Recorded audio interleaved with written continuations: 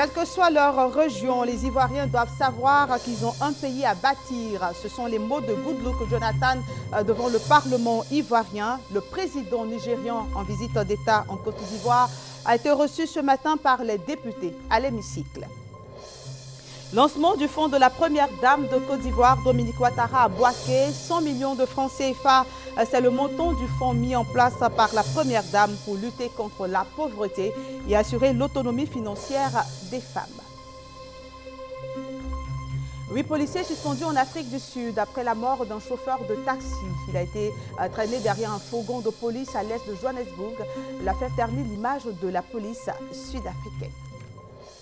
Mesdames et messieurs, bonjour, bienvenue dans votre journal. Après le passage de la directrice générale du FMI, Christine Lagarde, en janvier, c'était au tour de Goodluck Jonathan de s'exprimer aujourd'hui devant les députés ivoiriens. Le président nigérian qui est en visite d'État en Côte d'Ivoire a été reçu ce matin par les parlementaires à l'hémicycle. Il s'agit de la deuxième session extraordinaire de l'Assemblée nationale au titre de l'année 2013. Et le président de l'Assemblée nationale, Guillaume Soro, que vous allez écouter dans quelques minutes, a salué l'implication du président nigérian dans la résolution de la crise post-électorale. Le président nigérien a invité les Ivoiriens à s'inscrire dans le processus de réconciliation nationale. Écoutons maintenant le président de l'Assemblée nationale, Guillaume Soro, qui a ouvert cette deuxième section extraordinaire de l'Assemblée nationale en louant les mérites du président du Nigeria. Nous recevons ce matin un grand homme, j'ai nommé Goodluck Ebele Jonathan.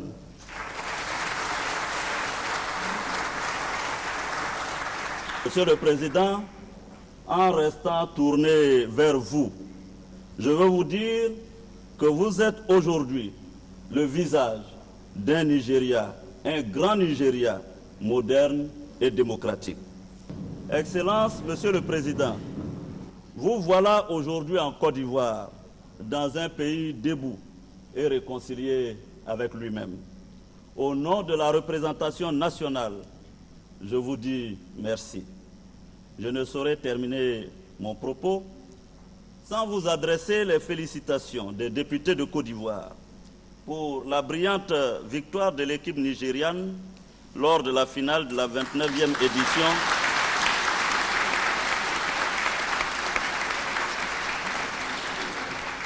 de la Coupe d'Afrique des Nations le 10 février dernier. Même si, je dois l'avouer, j'avais espéré que dans vos efforts continus de solidarité à l'endroit de la Côte d'Ivoire, vous auriez pu laisser la chance à la Côte d'Ivoire.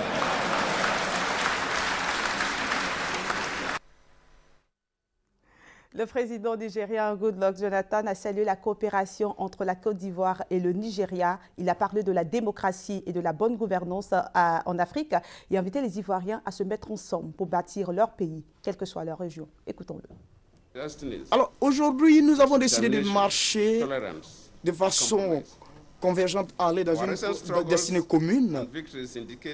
C'est pourquoi les victoires que nous enregistrons traduisent combien de fois les défaites qu'on a connues dans le passé relèvent définitivement du passé et sont dépassées.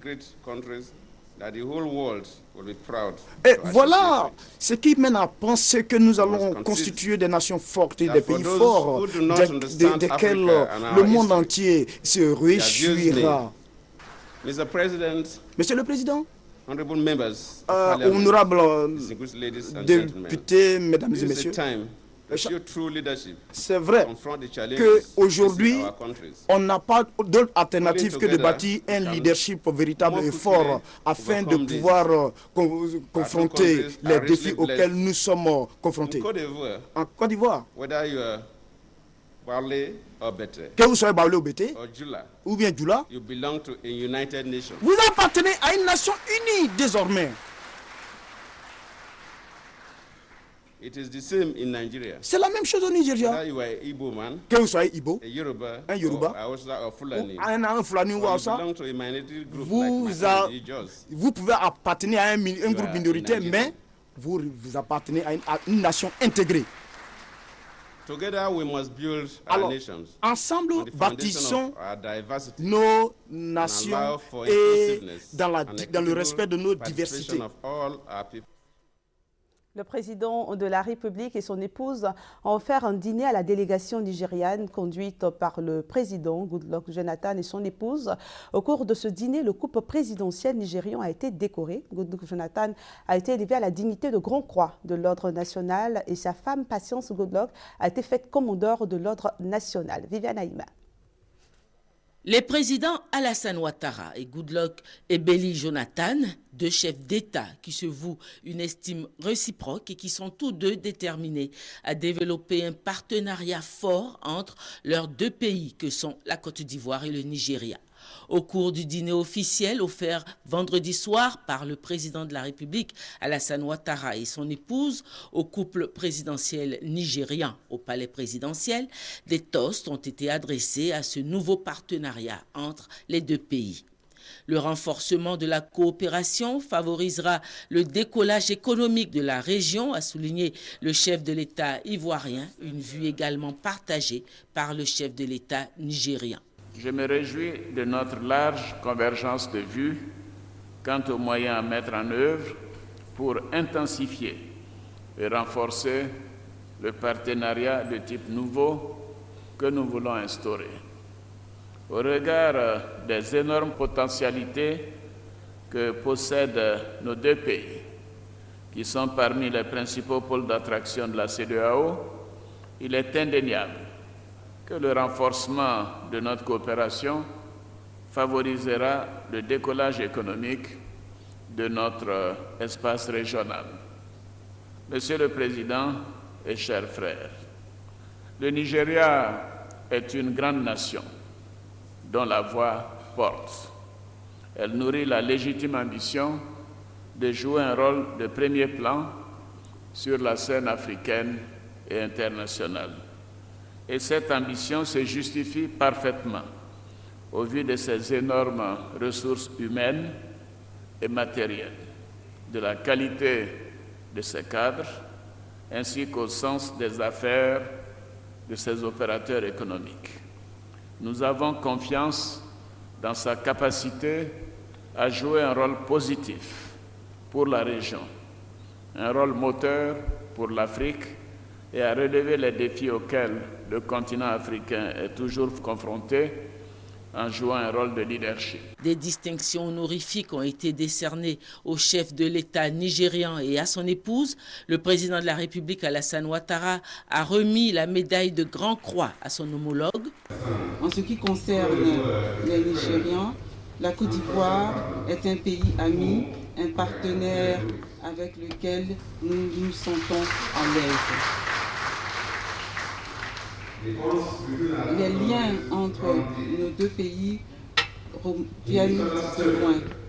Ce sont des liens historiques. Si la Côte d'Ivoire et le Nigeria travaillent ensemble, nous pourrons changer le visage de notre sous-région. La première dame du Nigeria, Madame Patience Jonathan, a été décorée de la médaille de commandeur de l'Ordre national par la grande chancelière Henriette Dagré-Diabaté. A suivi l'échange protocolaire de cadeaux entre les deux couples présidentiels. Et pour être complet sur les activités du président nigérian, j'ajoute qu'il se rendra aujourd'hui au Centre de promotion des investissements de Côte d'Ivoire, CPC. Goodluck Jonathan va échanger avec les opérateurs économiques à la Chambre de commerce. Il rencontrera également et bien sûr la communauté nigériane vivant en Côte d'Ivoire. Ce lundi 4 mars, le président de la République se rendra à Gagnoa pour inaugurer l'hôpital général de cette ville. L'hôpital général de Gagnoa, il faut le préciser, a une capacité d'accueil de 104 lits. Les travaux de construction ont duré 1 an, 5 mois. Depuis le 23 février, une mission d'administrateurs de la Banque africaine de développement séjourne en Côte d'Ivoire. Après avoir visité l'immeuble CCIA en réhabilitation pour abriter le conseil d'administration de la BAD, plusieurs autres sites, les administrateurs notent des avancées pour le retour de la BAD en Côte d'Ivoire. Francis Boifon. Le premier contingent du personnel de la Banque africaine de développement BAD sera-t-il en Côte d'Ivoire fin septembre 2013, comme le prévoit la feuille de route du Conseil consultatif des gouverneurs? Des administrateurs de l'institution financière sont optimistes après une mission d'évaluation des travaux de réhabilitation des infrastructures d'accueil. Il s'agit de l'immeuble CCIA au Plateau, de la cité Bad, du collège Jean Mermoz et du lycée américain à Cocody. La délégation a également passé en revue le chantier du 3e pont Henri Konan Bédié, le carrefour de l'Indénié et la centrale thermique d'Azito. L'impression qu'on a, c'est la détermination. On sait qu'il y a beaucoup de défis, mais quand même, il y a un optimisme et une détermination ainsi qu'on sent très bien. Et à côté des autorités, comme aussi dans la société civile et le secteur privé. Faisant allusion au projet non encore exécuté, dans le cadre du retour de la BAD à Abidjan, le ministre d'État, ministre du Plan et du Développement, s'est voulu rassurant. Je peux vous annoncer que le cinquantenaire de la banque en novembre 2014 aura lieu certainement à Abidjan avec la banque qui sera définitivement de retour. Nous avons discuté notamment de la stratégie à long terme de la banque. Je suis heureux de constater que le Conseil est prêt à aligner donc ces stratégies sur le plan national de développement, donc sur les priorités du gouvernement. L'achèvement des travaux de réhabilitation de l'immeuble CCIA et la cité Bad, la rénovation du collège Jean Mermoz et du lycée américain avant septembre 2013 sont entre autres défis à relever pour le retour de la Banque africaine de développement en Côte d'Ivoire. Et l'heure est à la restructuration des entreprises ivoiriennes. C'est à ce prix qu'elles peuvent être compétitives. Un atelier de réflexion a été organisé pour plancher sur la validation du programme national de restructuration et de mise à niveau des entreprises industrielles ivoiriennes. Maïs Sako. L'importation de poissons congelés, une activité qui contribue considérablement à l'alimentation des populations et au renforcement des produits halieutiques en Côte d'Ivoire. Ce secteur connaît pourtant, à l'instar de plusieurs entreprises industrielles, un problème de compétitivité. Au niveau de l'administration douanière, il y a encore quelques efforts à faire. Aujourd'hui, il y a un réel besoin de financement des entreprises. C'est vrai qu'aujourd'hui, nos entreprises, par rapport à d'autres entreprises de d'autres pays, on dirait qu'elles ne sont pas aussi compétitives. Une question dont le gouvernement a fait cas lors de l'atelier de validation du programme national de restructuration et de mise à niveau des entreprises organisé le jeudi 14 février par le ministère de l'Industrie. Ce secteur reste confronté à des défis importants qui sont notamment l'insuffisance des investissements de modernisation et de renforcement des équipements et infrastructures de production. La faiblesse de l'innovation du fait d'un déficit d'investissement dans la recherche et développement. Ce programme de restructuration visant à redynamiser l'industrie ivoirienne est le fruit d'un partenariat entre les secteurs publics et privés qui s'inscrit dans la réalisation des objectifs économiques du Plan national de développement en vue de faire de la Côte d'Ivoire un pays émergent à l'horizon 2020, selon la vision du président Alassane Ouattara. La semaine africaine de la femme agricultrice s'est ouverte il y a 2 jours. En prélude à cette semaine africaine, l'ONG Promotion et Santé de la Femme a initié une exposition vente de produits agricoles. Il s'agit de faire la promotion des produits des femmes du monde agricole issus de différentes coopératives. Patricia Omou-Etia nous invite à assister à cette exposition. La semaine africaine de la femme agriculteur est l'occasion pour échanger et présenter certains aspects des traditions et de la créativité ivoirienne. L'huile de palme, en tout cas, c'est notre activité de tous les jours. Le premier choix, c'est le surnageant. Le deuxième choix, c'est ce qu'on fait là, le quoi avec ça. Le troisième choix, c'est ça qui donne Kabako, le savon artisanal. Les jeunes filles, elles n'ont qu'à rentrer en brousse, emboîter les pas de leur maman. Vous avez aussi le beurre de karité original. Voilà, le beurre de karité original. Voilà, fait à la main. Vous avez la pâte d'arachide aussi, ça a été fait à la main. À Bouna, pas à Abidjan. Vous avez de même la poudre de pistache qui a été fait à la main. Les femmes représentent en moyenne 43% de la main-d'œuvre agricole. La 5e édition de la Semaine africaine de la femme agriculteur est un succès. L'année dernière, est-ce que c'était comme ça ou bien il y a eu amélioration pour que les gens puissent prendre conscience et confiance en elles pour pouvoir dire quand je vois label Prosav, je ferme les yeux parce que c'est de la qualité. Cette édition 2013 est également la célébration des peuples ivoiriens et africains. La saladière, lorsque nous coupons le tronc, nous les emmenons dans nos ateliers et le bois subit une transformation avec nos artisans et le produit fini se présente ainsi. Initiée en décembre 2007, la Semaine africaine de la femme agriculteur, SAFA, vise la consolidation de la coopération Sud-Sud à travers une présentation des aspects sociaux, économiques et culturels du continent africain. Direction Bouaké, comme annoncé dans les titres, pour assister au lancement du fonds de la Première Dame, Dominique Ouattara. 100 millions de francs CFA, c'est le montant du fonds mis en place par la Première Dame de Côte d'Ivoire pour lutter contre la pauvreté et assurer l'autonomie financière des femmes. Les futurs bénéficiaires de ce fonds accueillent bien sûr la nouvelle avec beaucoup de joie. Amadou Walter Kwadjokwame. Venu en grand nombre au palais du carnaval de Bouaké pour prendre part à la cérémonie officielle de lancement du Fonds d'aide aux femmes de Côte d'Ivoire FAFSI, les femmes de la région de Bouaké ont exprimé leur joie de recevoir symboliquement le chèque de 100 millions, fonds de la Première Dame de Côte d'Ivoire destiné aux femmes de Bouaké. Ces femmes comptent en faire bon usage. Le fonds viendra redonner la dignité humaine de la femme et permettra à la femme de se prendre en charge afin de participer au développement du pays et faire de la Côte d'Ivoire un pays émergent à l'horizon 2020. Le sous-préfet de Brobo, représentant le préfet de la région de Bouaké, indique que ce fonds est une aide aux couches les plus démunies afin de les aider à sortir de l'extrême pauvreté.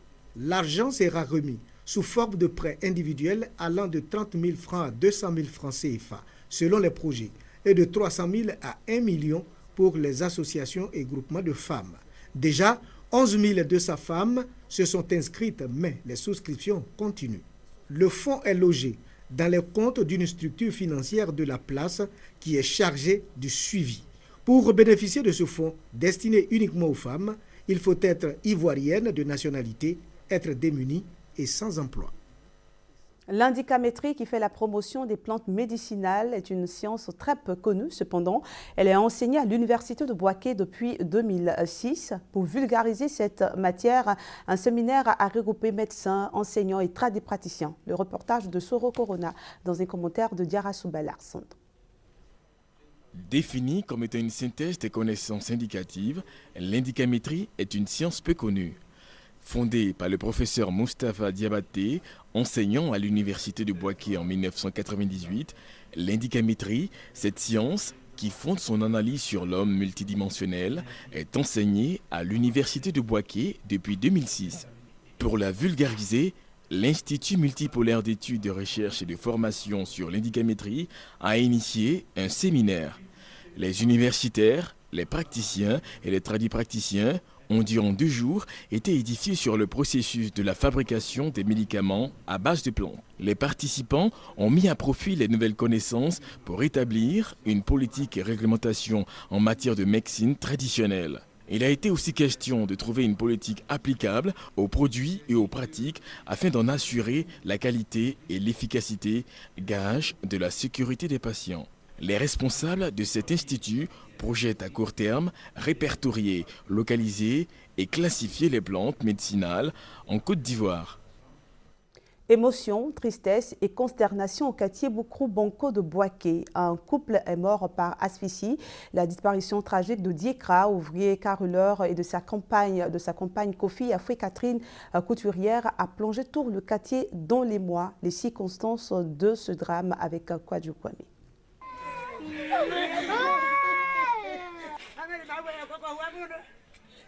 Tristesse et consternation à Boukrou.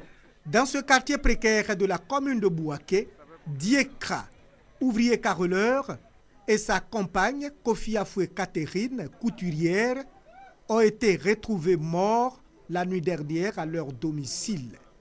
Une disparition qui plonge tout le quartier dans une profonde affliction.